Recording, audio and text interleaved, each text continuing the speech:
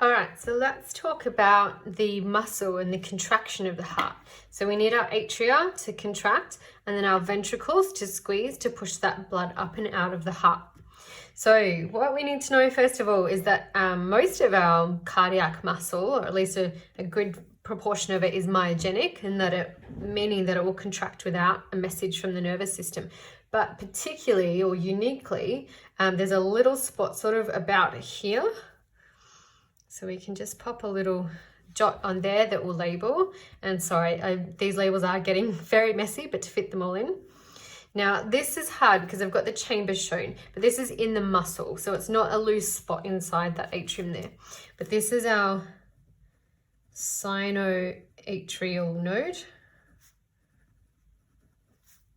Or you can just write SAN is fine for that.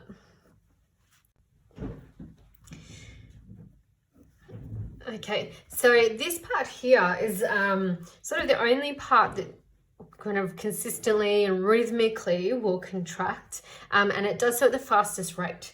So that's really kind of our pacemaker for the heart, because if that's contracting the fastest and then it's connected to surrounding muscle cells, it's really going to send off electrical signals, which means that the other parts of the other heart muscle is going to contract at the same rate. So our fastest sort of and regular rhythmic contractions here is sort of centered in this kind of focus, this little patch here. Now all our cardiac muscles, they've got that kind of Y shape and intercalated discs. They're sort of got little sections where the cytoplasm is shared between them. So it's really kind of like all our cardiac muscle here is like a one giant cell, because the electrical kind of stimulation here from these cells contracting on their own is going to affect the rest of the muscles. But the message getting across though needs to be coordinated so that our atria will contract at one time and then our ventricles will follow. Because if all of our heart chambers are contracting at the same time, that would be really inefficient. They'd just be squeezing against each other. So we want the tops to go first and then the bottoms. So this part here, our sinoatrial node, our fastest spot, our pacemaker, is going to send out electrical signals through all those intercalated discs. And kind of, if we just kind of show, I suppose, with some dotted lines, that's going to reach across all that muscle around our atria. Just going to draw it over the top here. That's generating an electrical impulse that's going to travel really, really quickly to the other cells around here to be able to squeeze those atria at virtually the same time.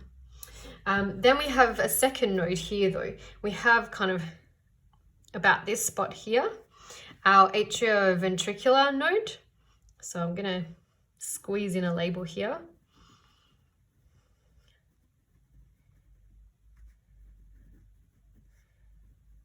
Yeah, so that one here, atrio or just AV is fine. Kind of like our valves, atrioventricular. So similar concepts because they're all named for things being in the same spot. There's actually quite a delay here. So this one here, how can we show you that? Maybe we'll just show like a different arrow, whereas these are our really fast ones kind of going across here. Now what we've got is a bit of a delay here, and then a bundle of fibers that kind of goes across and into this part here. Now this part, what we call, anything in biology that separates two sides is called a septum. So the same as like the septum in your nose that separates your nostrils. So this one, that would be your nasal one. This one here is your cardiac septum. So we have these bundles here of connective tissue that go down to the bottom and then separate into two main branches for the left and the right side of the heart, and then branch off into lots of other little fibers here, and that's going to go around, and you could get kind of a lot fancier and nicer than I'm doing here, but we're going to have parts going across the walls here of our ventricles. So we're going to have that going all up around there. So what we've got here, these ones here are called Purkinje fibers.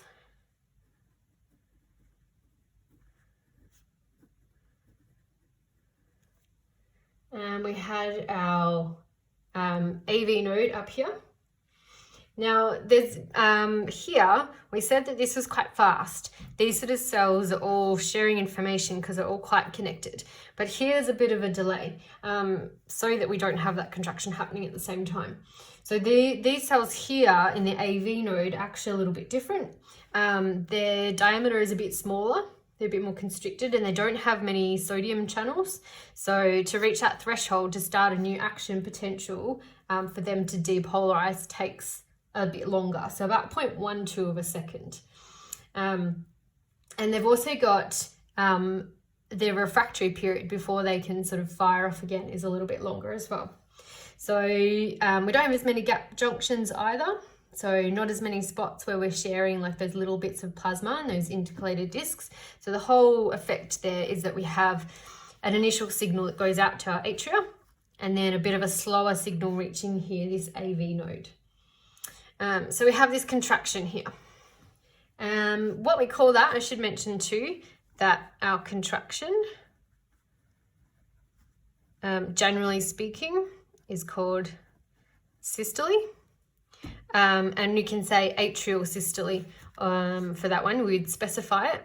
Or then the next part we would call ventricular systole. And when it's relaxed, that's called diastole. Just some other terminology that you'll need to know for that one. So we've had a slowing down here. Now here we've got this big kind of bundle here. You don't need to know, but there is a bundle of hairs, it's called. But these bundle branches that go off to the left and right. This part here, so we've got, if you're just wanting to know that as well, by the way, that bit in the middle in the actual muscle wall is the septum. And this part here, just so you know what we're talking about, that's the apex here of the heart, like reaching that bit at the bottom.